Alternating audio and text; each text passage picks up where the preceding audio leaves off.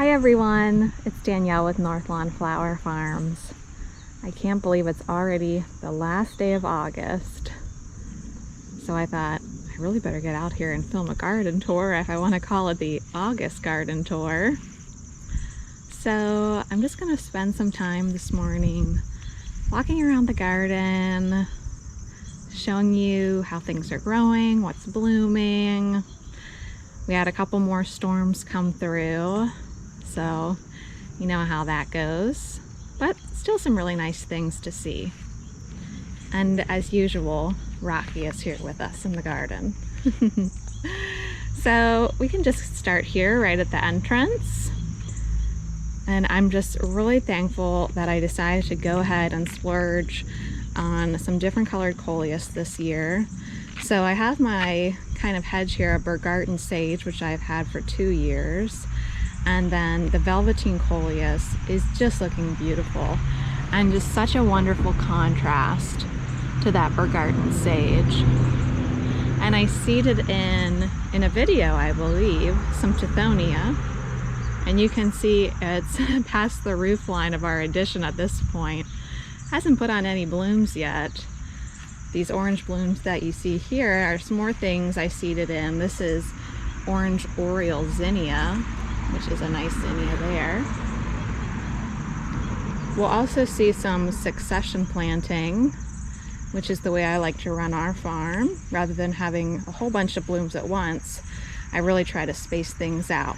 So this hole in the garden here, you can see some little baby plants there, is envy zinnia.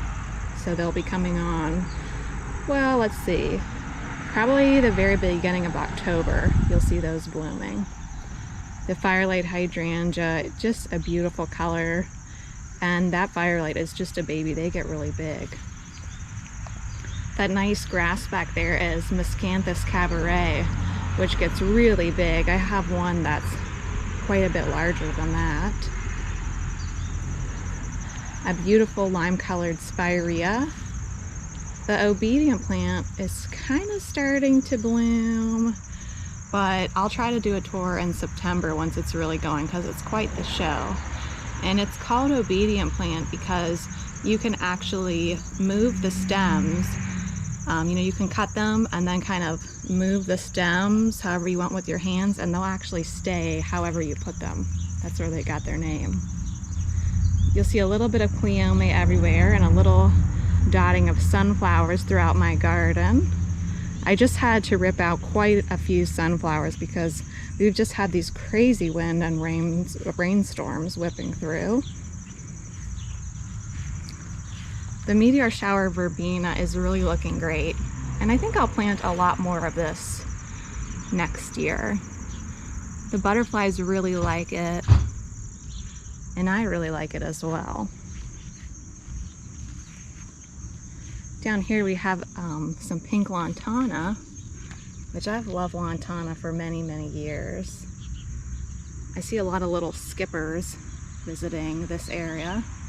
And it's grown so well that now I need to re-edge this part of the garden.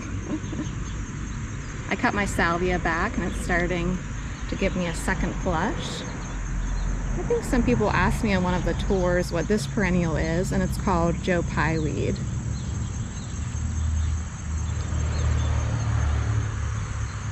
There's a couple Caryopteris, which is a really nice later blooming shrub.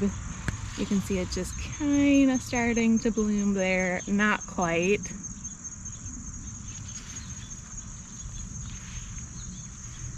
And some things that do need to be cut back and taken care of. This shrub here is a Vitex. It's great. I really love the blooms, but you know what I like in arrangements is what the blooms leave behind. Isn't that fun? I strip the foliage and then just leave these little seed cases and work those into bouquets. Blue star junipers in there. This is a coreopsis called Uptick. It's a dwarf coreopsis. It has really sweet, tiny little blooms. Here's some things I grew from seed. These are powder puff asters, and they're really cheerful. I have them in pink, purple, and white. And then this hydrangea here is new to me. It's only probably been in the ground maybe 3 weeks, and it's Firelight Tidbit. It's a dwarf version of the Firelight. We've got my River of Autumn Joy Sedum here,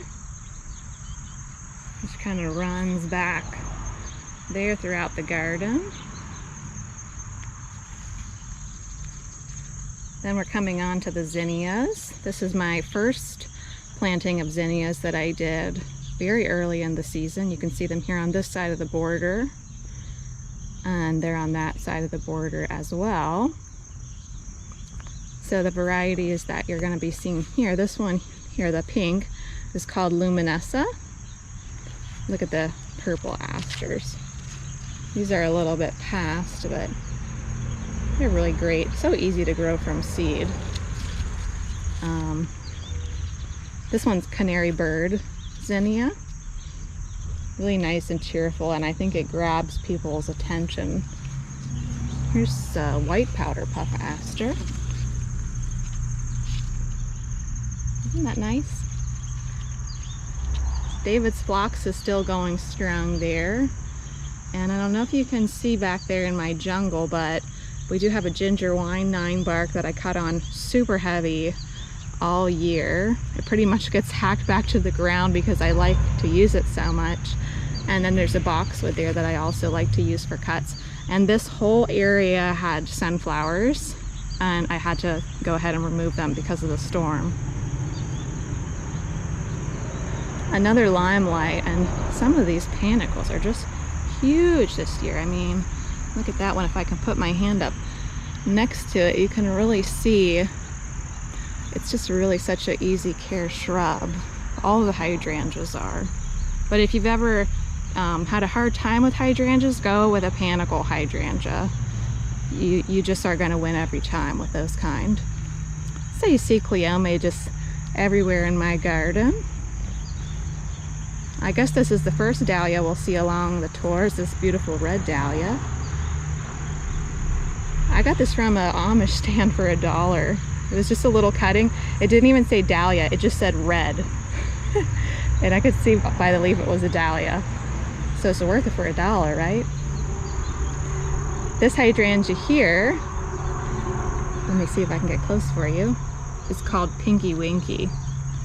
I believe, at least at one point, this was supposed to have the largest panicles.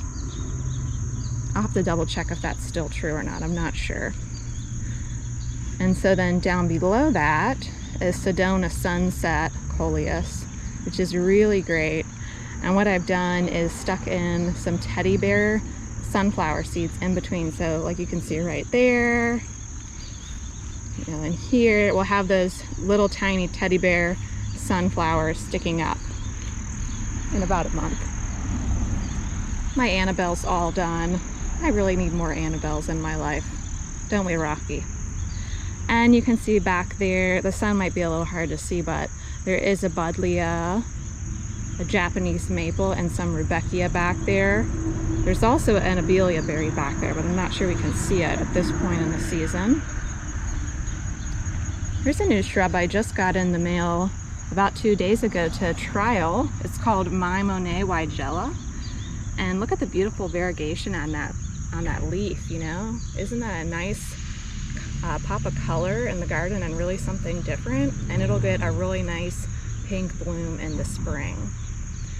Now here you'll see an area where from an ornamental purpose might look a little bit silly, but for my purposes being a flower farm, this is how I grow our flowers, is in succession. So this is a third succession of zinnias, and I put royal purple here. So these will be later on in the season. So I prefer to have everything in nice manageable waves rather than one big boom of thousands of stems. It's only me out here in the garden, and that's just what I've learned over the years works best for me. So look at that beautiful, beautiful oak leaf hydrangea. I just love the leaf structure, don't you? Let's see, that's a Gatsby Gal oak leaf right there. And then that one's Snowflake oak leaf. Now I have two Let's Dance rave hydrangeas in here, which I might move them to the front. This is just kind of a holding area for my big leaf hydrangeas until I find good places for them. And a little bit more Limetime Coleus just tucked back in there for some contrast. All kinds of perennials in here that are kind of done for the season, you know. Solomon seal and daisies and hostas. Glads, of course, are all done. But I think I did show you from the very beginning these Kilimanjaro Marigolds. And I don't really think that I would plant them again. They took a really long time to bloom. And they were marketed as being pure white, but they are more of a vanilla or even very pale yellow. And that's just not what I was going for, but if you like pale yellow, maybe Kilimanjaro viburnum is for you. Now this whole area, I'll pull back, and I mean, it's embarrassing to be honest with you, but I'm going to show you how it is, because you know what? Sometimes the gardener is tired, and I feel like when we get down to this end of the border, you're seeing me being tired. But I've always called this area my grandma's garden and was focusing on white blooms, which is what she said she always wanted. But you know, I'm gonna rethink this garden, and I think what I'm actually gonna do is try to recreate her entrance garden, because I have a picture of it. It's incredibly colorful, and it's very much so how I remember her gardening. So that's what I'm gonna try to do with this area next year. And I'm gonna abandon the white bloom garden, because even though she always said that, she actually didn't have a white blooming garden. It's kind of funny. So I want to recreate her entrance garden. So we're here at the boxes now, where we have vegetables and cut flowers. And a lot has happened probably since you saw this area last. Just a few days ago, I emptied out the two boxes in the back, which had tomatoes, peppers, and cosmos, in preparation to plant hardy annuals. Things like larkspur, love in a mist, bachelor's buttons, feverfew, all those type of things that I direct seed. I'm going to be doing that really soon in those boxes.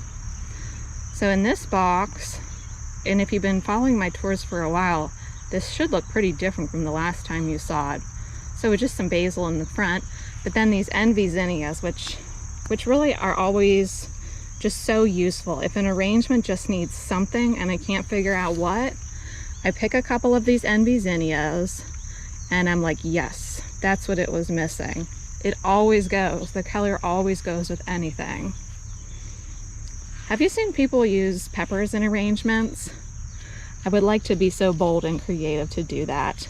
There's a great designer that I really admire. You know, I'm drawing a blank on her name, but if you look for her on Instagram, it's Tulipina, I think, and I have her book called Color Me Floral. It's awesome. Anyway, she uses peppers in her arrangements. So you see many different successions of sunflowers. So these ones are Sunrich. Yeah, I think Sunrich. Obviously been in there a while, almost budding up now. Teddy bears, obviously sown on a different date. More zinnias there, sown at a different date from all the other things that we saw. And once again, some more Sunrich. These ones will be blooming soon. So we'll have these bloom, then these bloom, then the teddy bears we saw back there, and then those teddy bears. So hopefully you're getting a sense of how I do things. That's just what I've learned works the best for me. Because there used to be really big long flower rows here, no boxes, just rows and rows of tons and tons and tons of flowers. And I abandoned that a few years ago and found this works better for me and what I have going on. So more envy zinnias. Well, just more zinnias everywhere, right? Can you have enough zinnias? And more zinnias back there, and just some more kind of things you have to have on the farm. A wood pile, compost pile buried back there, black raspberries and such. I'll spare you being bored going back there. And you can see this is just what I left here last night harvest-wise when I finished ripping out that bed in preparation for the hardy annuals. So now I guess we can go back down. This tree here is beautiful. It's a Kousa dogwood, and it's gonna have some beautiful berries coming on pretty shortly. So apparently you can eat the Kousa dogwood berries and make a jelly out of it. I've tried them, and you know, the flavor is good, but the texture is pretty weird.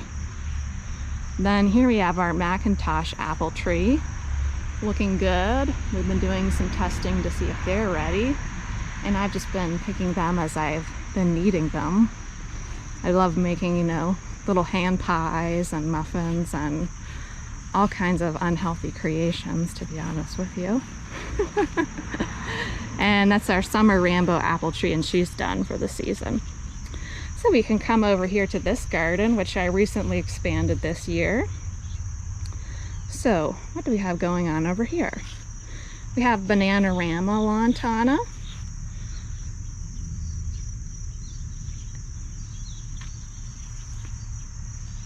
Okay, apples are falling on me right now. What's the name of this hydrangea? Limetta. This is a Limetta hydrangea. Now, this is a plant I got from the Penn State flower trials. So we get them and they're not labeled with what they really are. So let me know if you recognize it. It's some kind of salvia. I don't know if it's like blue suede shoes or something like that, but as far as performance goes, it's been really great. And it kind of has a crepe myrtle arching over it. And then here's a vanilla strawberry hydrangea. A lot of people seem to want to know what these look like in real life, because some of the pictures I think are a little touched up, if you will. So here she is. And she gets pretty much full sun all day long. Not sunny today, but in general, she's in full sun. Now we have the Angelonia here. I believe I planted steel blue Angelonia in this drift, and I really like that. Isn't that a nice picture? The vanilla strawberry sundae, the blue Angelonia, and those chairs. I like that. Mini Mavet hydrangea. You can see the Neo Rose celosia is putting on a second flush for me. If you can see that plant right there, and they're kind of dotted through here. I had harvested them all, used them in an arrangement, and now they're gonna shoot up another stem for me. Some Dahlias here are not in bloom though currently. Got our Haas Halo hydrangea. Invincible Spirit hydrangea, taking on her fall color, and that's the way she'll look until the frost hits, and then she'll turn brown. And you can see again more sunflowers, teddy bears there. This is a peach melba nasturtium.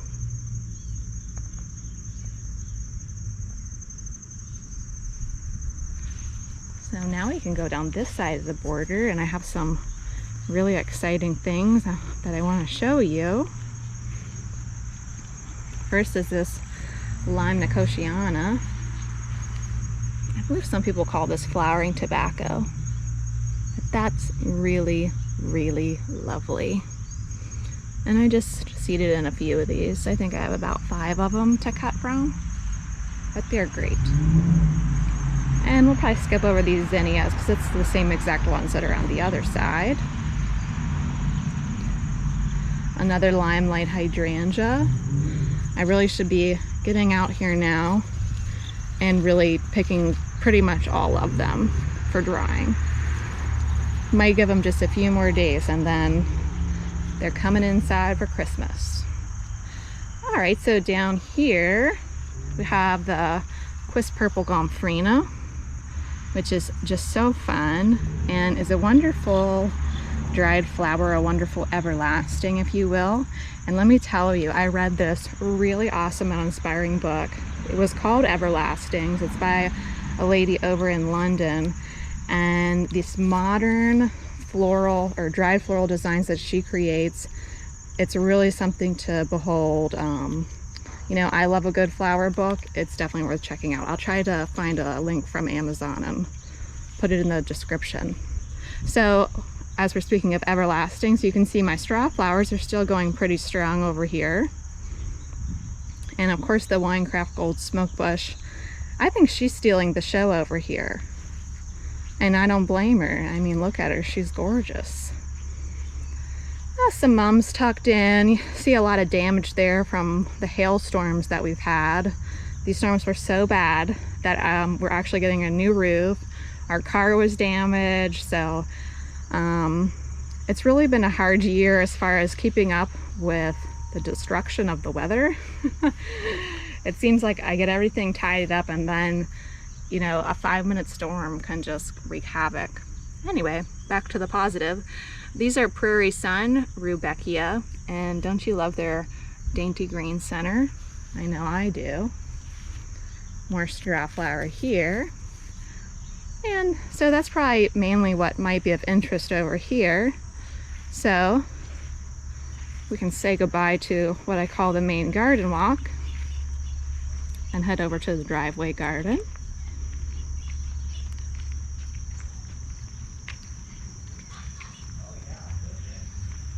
So this garden over here is new. And so you can see this whole area is only about 2 months old. That area that will go down second is probably 3 years. I've had that dug up, but there used to be all pussy willows in here, and then all these diseased plum trees that were dead when we moved in. So just like a full-on forest was here when we moved in, as well as the back and the front. I mean, basically it was just like half an acre of forest when we moved in. So what do we have going on here? We have this row of Hidcote lavender that I put in, and it'll look really cool, and even just by next year it'll be nice and full. Then we have the new hydrangea for next year called Limelight Prime, which is performing fabulously.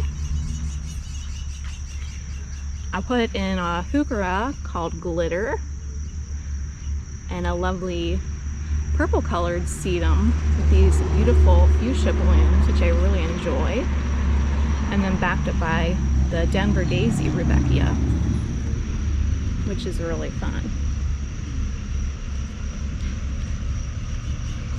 Now here we have Dianthus that I grew from seed, and I think I started this from seed maybe 3 years ago, and I haven't really bothered to seed it again since then. It just kind of seeds itself, and I notice its little seedlings and I move it around to wherever I want it. And then over here is this really cool allium called Serendipity, and it looks really cool in flower arrangements. It's just a really great structure in the garden. And this grass here is a new grass for this season, and it's called Black Knight. Isn't that awesome? Uh-oh, can you hear Grace? She's getting mad about something. So some destruction that happened in this garden was that there was Tithonia seeded everywhere, and it was gorgeous. And I think I might have a picture somewhere, but all along here, the whole way, it was just this wall of gorgeous Tithonia. But when we had those 2 hailstorms, I lost a significant amount of them, even though they were staked up with crazy, you know, tough stakes. They just came tumbling down. So that's why you kind of see these weirdo holes. So what can you do? But eventually we'll have the Mexican bush sage bloom there, which is a beautiful purple, and then we'll have that Tithonia blooming that beautiful orange color. And you know, the Cleome is always welcome to pop up wherever it wants in my garden. I'm really loving this Ridiculous Coleus. It's the first year I've ever grown it, and I'll really put in more of these red and maroon Coleus next year in strategic spots. I love it. Do you like it? Let me know. Yes, it's the little bird bath that could. It's not sunny today, and so this is what it does when it's not sunny. But we have some more Prairie Sun Rudbeckia in here, and this is the area where I have all of my pink flamingo celosia. And now we're coming to some dahlias. This one is called Star's Favorite. It's a nice cactus zinnia. Definitely having some issues with thrips.